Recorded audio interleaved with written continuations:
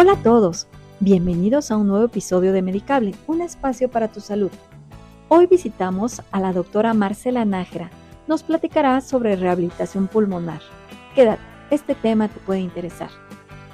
Doctora, ¿nos ayudas presentándote? Buen día, yo soy la doctora Marcela Nájera Cruz, soy médico especialista en medicina de rehabilitación con una alta especialidad en rehabilitación pulmonar y hoy día nos encontramos prestando nuestros servicios en la torre de San Angelín Acora, aquí en la del Valle, en el consultorio 698. Gracias, doctora. Para iniciar, ¿nos puedes decir qué es la rehabilitación pulmonar y en qué consiste el proceso? Bueno, el proceso dentro de rehabilitación pulmonar, primero que nada, es que a nosotros nos llega un paciente ya con un diagnóstico establecido, sobre todo por el médico neumólogo o un médico cirujano de tórax o el médico neumólogo pediatra. Y en este sentido nosotros valoramos al paciente ya con nuestros instrumentos dentro de rehabilitación pulmonar. Y específicamente es valorar su capacidad de ejercicio, su calidad de vida, qué necesidades tiene en cuanto a un tratamiento, ya sea de fisioterapia pulmonar o programas de acondicionamiento. Esto con la finalidad de disminuir básicamente los síntomas que presenta el paciente y mejorar básicamente su calidad de vida. Doctora, ¿cuáles son los beneficios más importantes de la rehabilitación pulmonar para los pacientes con enfermedades respiratorias? El beneficio que otorga la rehabilitación pulmonar específicamente es mejorar calidad de vida. ¿Y esto qué conlleva? A que el paciente presente disminución de sus síntomas respiratorios, que en muchas de las situaciones básicamente es que el paciente presenta disnea. ¿Qué es la disnea? La falta de aire. Que el paciente se fatiga, que el paciente no puede hacer actividades específicamente como hasta el hecho de bañarse o de comer. Entonces, vamos más allá logrando estas situaciones de que las pueda hacer hasta que inclusive pueda llegar a hacer ejercicio que conlleve hacer media hora, 40 minutos, hora y media de ejercicio.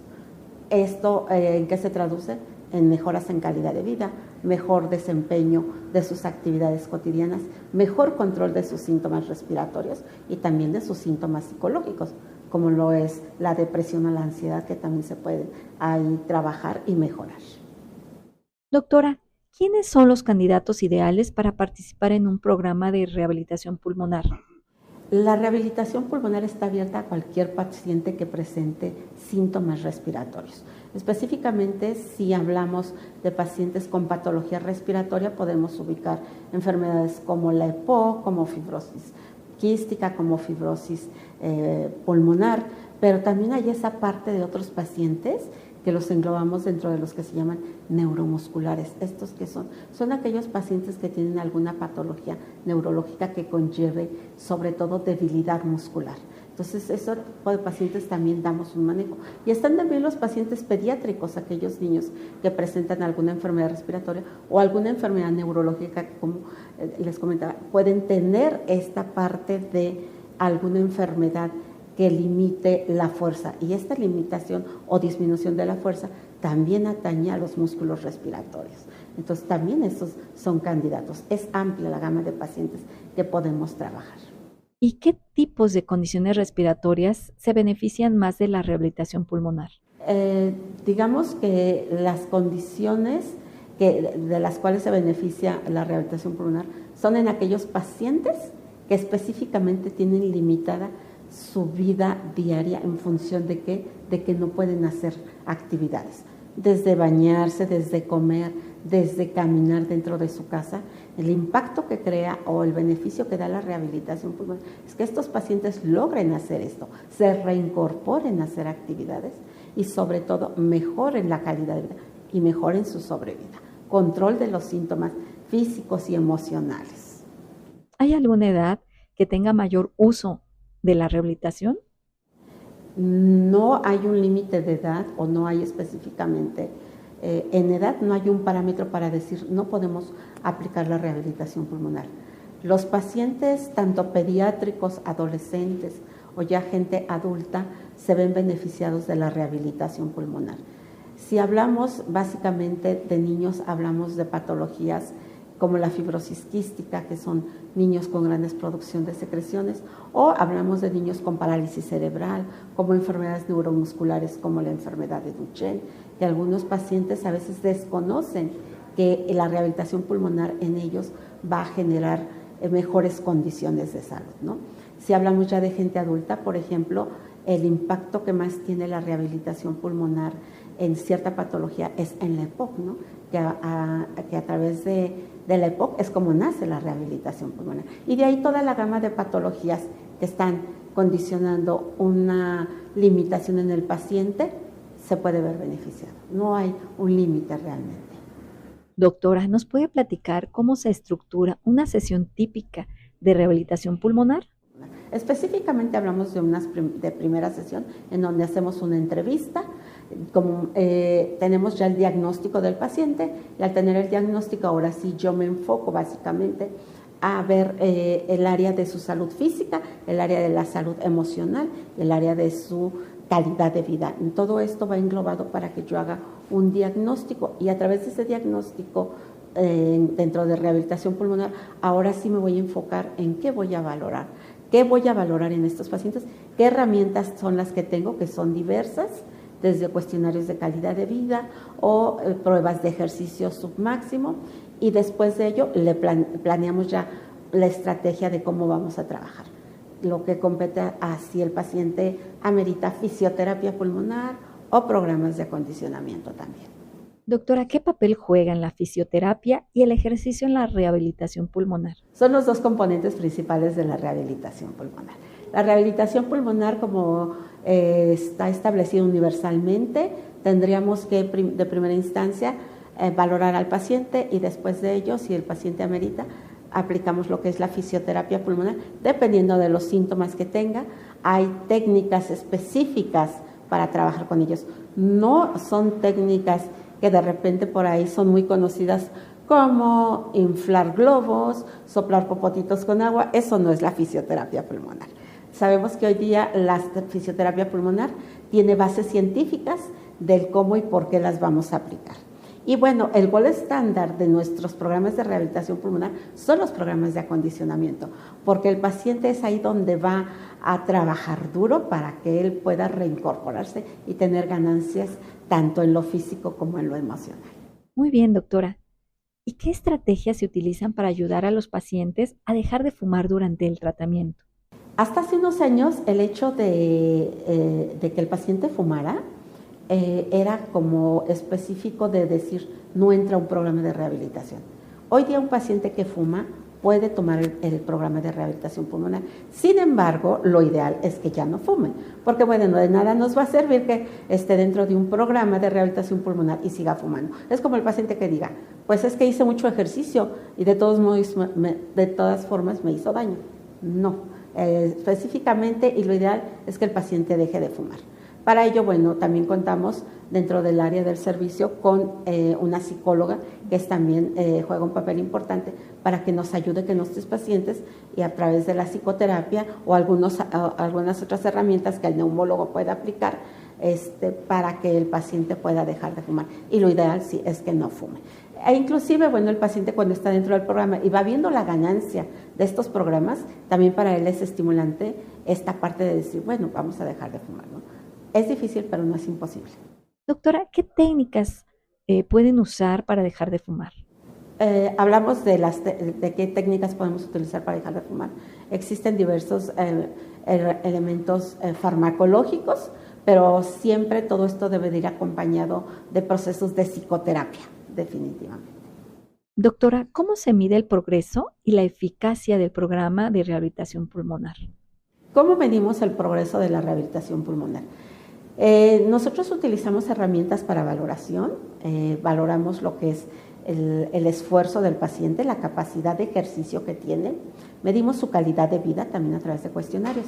Estas herramientas las utilizamos previas a un programa y al final del programa. Y en base a eso tenemos resultados objetivos, donde podemos demostrar al paciente la ganancia que ha tenido. Sin embargo, el paciente en el día a día y en el transcurrir de todo un programa, él mismo nos va diciendo cómo ha sentido este progreso hacia la mejoría. Doctora, ¿cómo se mide el progreso y la eficacia de un programa de rehabilitación pulmonar?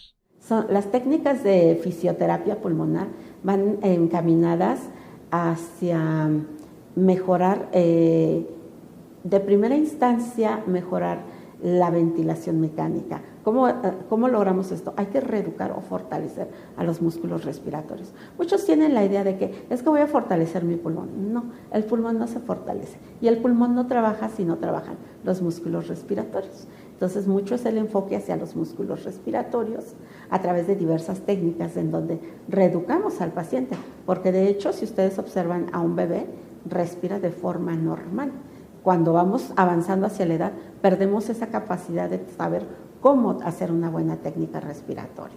Y a través de ello, ahora si el paciente tiene secreciones, ¿qué técnica voy a utilizar para una buena higiene bronquial? ¿O qué técnicas voy a utilizar para que también él no se canse y no se fatigue al hacer sus actividades? Es toda una gama, como les decía, como lo manejamos, de técnicas que se utilizan dependiendo de la sintomatología que tenga el paciente.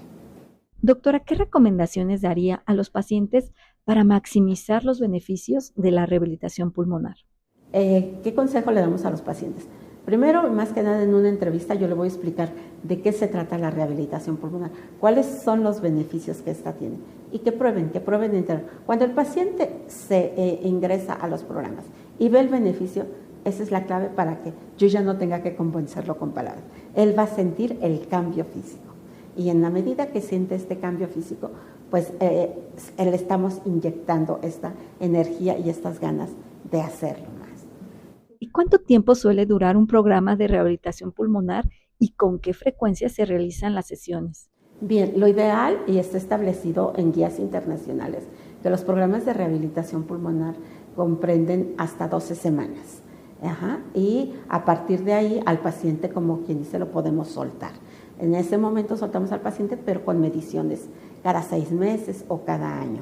¿Y qué pasa? Que al término de estas 12 semanas al paciente le indicamos que definitivamente tiene que continuar con el programa de por vida, porque si lo deja de hacer se pierden las ganancias que se obtuvieron y entonces el paciente, ya que vio que ganó, entonces tiene que seguir. Quizás ya no con la misma intensidad, estamos hablando de hacerlo 3 a 5 veces por semana, pero sí por lo menos estas 12 semanas. Doctora, ¿existen efectos secundarios o riesgos asociados con la rehabilitación pulmonar? Efectos secundarios o riesgos asociados, como en todo, debemos de saber y para eso hay que valorar al paciente. ¿Por qué? Porque dependiendo de lo que yo encuentre en un paciente, sabré qué técnica voy a aplicar o si es candidato o no a un programa de acondicionamiento. De hecho, cada uno de los pacientes que valoramos, obviamente de forma individual, vamos a saber qué técnica utilizo y en qué momento sí la aplico o por qué no. Hay contraindicaciones definitivamente en ciertas técnicas.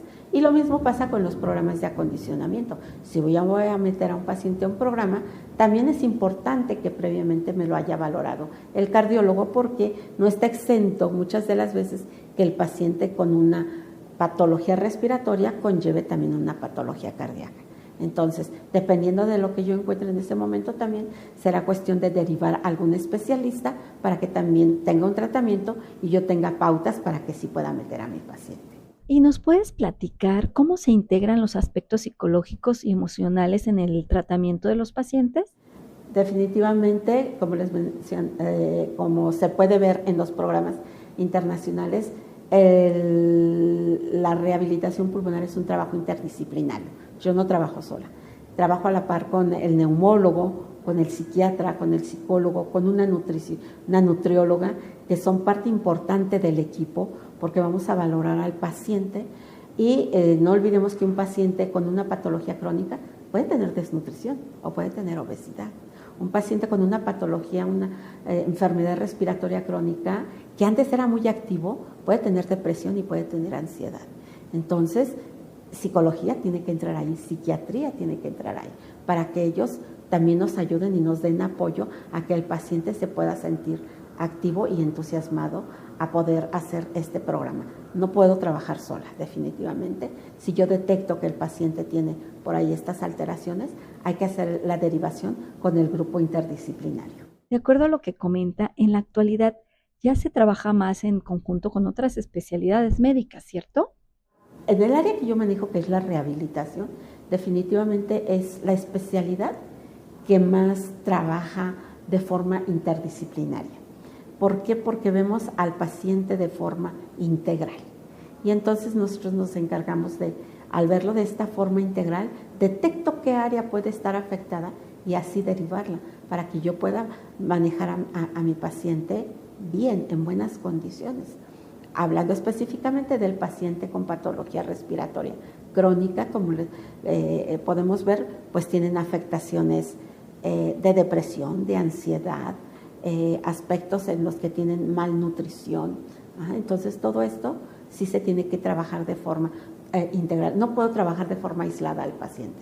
Vamos, si yo estoy detectando que tiene por ahí una alteración cardíaca y lo sigo forzando y trabajando, pues pongo en riesgo al paciente, ¿no?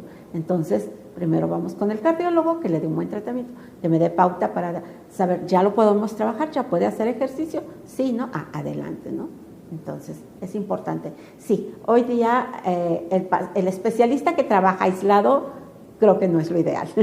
Definitivamente no es lo ideal. Todos trabajamos y estamos ya de una manera trabajando de forma interdisciplinaria. Se le explica al paciente el por qué es necesario que sea valorado por alguno de nuestros médicos interconsultantes, ya que, bueno, sale de la gama de mi trabajo con él el hecho de que si tiene alguna alteración cardíaca, definitivamente lo tiene que ver el cardiólogo, ¿no?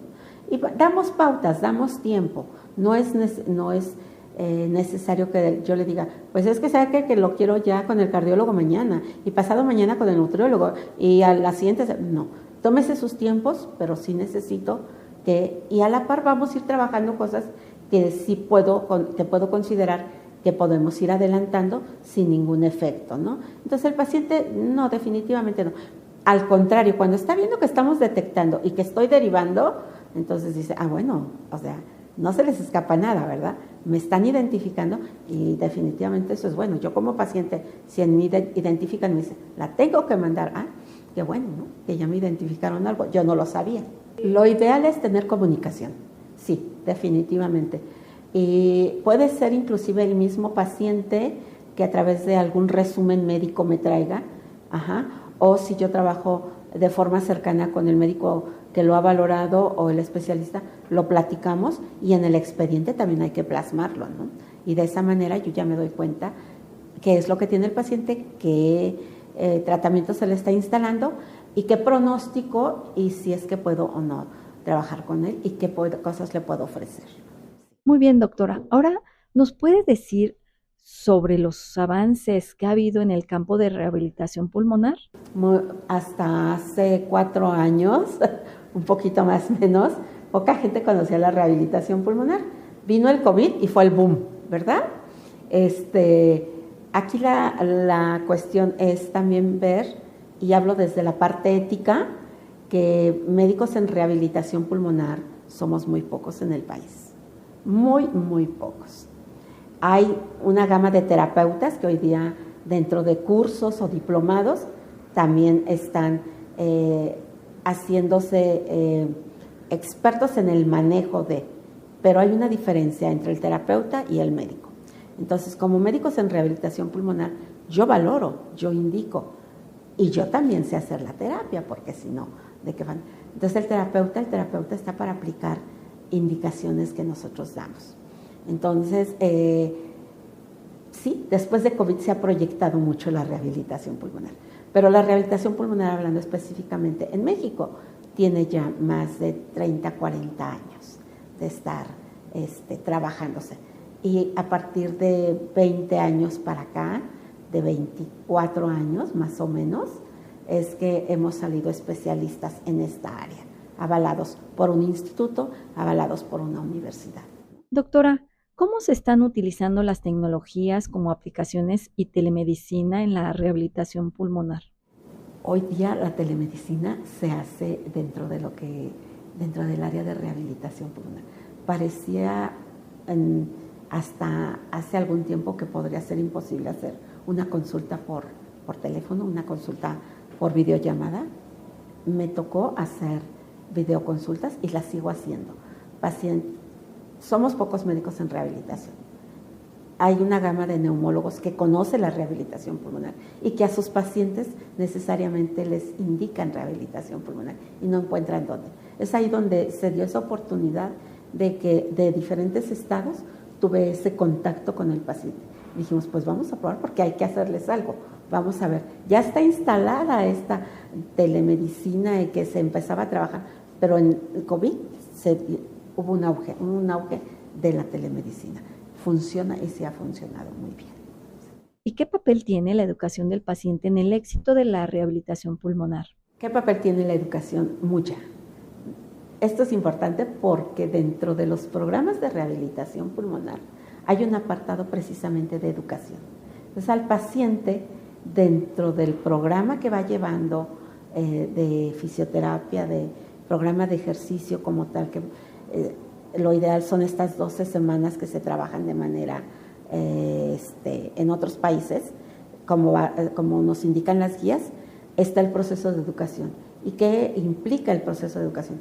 Al paciente se le enseña a conocer su enfermedad, a conocer su anatomía, su fisiología, su enfermedad, qué medicamentos utilizar, cómo utilizarlos, las vacunas, el uso de oxígeno, porque es importante. Quitarnos un poquito esa idea de que se va a acostumbrar, va a depender, le va a hacer daño. No, le explicamos el por qué. Es un medicamento más que hay que utilizar. Al paciente le da miedo salir de viaje con oxígeno. No, ¿cómo hacerlo? ¿Cómo poder viajar? ¿Cómo poder hacer actividades laborales? ¿Cómo tener inclusive ese contacto con su pareja, esa relación de intimidad? Tocamos todos esos puntos. Es decir, que al paciente le mejoramos la vida, mejoramos su calidad de vida en todos los aspectos. Y no nada más es que va a hacer estos ejercicios, va a hacer este programa de acondicionamiento, vamos a ir mejorando. Le explicamos en el camino en base a varias sesiones o pláticas o charlas que podemos tener para que el paciente tenga y sepa de qué se trata la enfermedad y qué es lo que le ha sucedido y hacia dónde vamos. Para finalizar, ¿alguna recomendación a nuestros escuchas?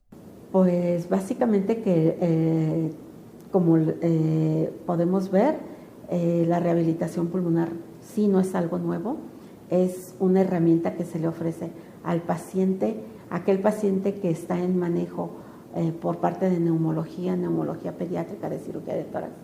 Es esta parte complementaria del trabajo, hay más que ofrecerle. No nos quedemos nada más con que va a utilizar medicamentos, va a utilizar el oxígeno. Sí, doctor, voy bien, pero no mejoro, no me siento con falta de aire, me siento fatigado.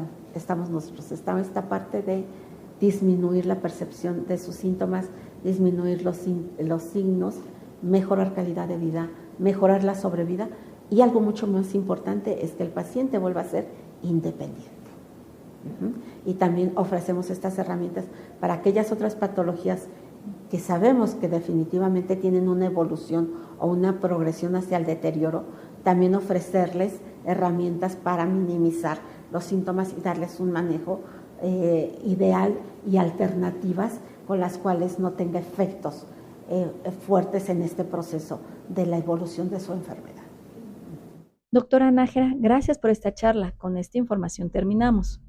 Mi nombre es Marcela Patricia Nájera Cruz, soy médico especialista en rehabilitación, alta especialidad en rehabilitación pulmonar.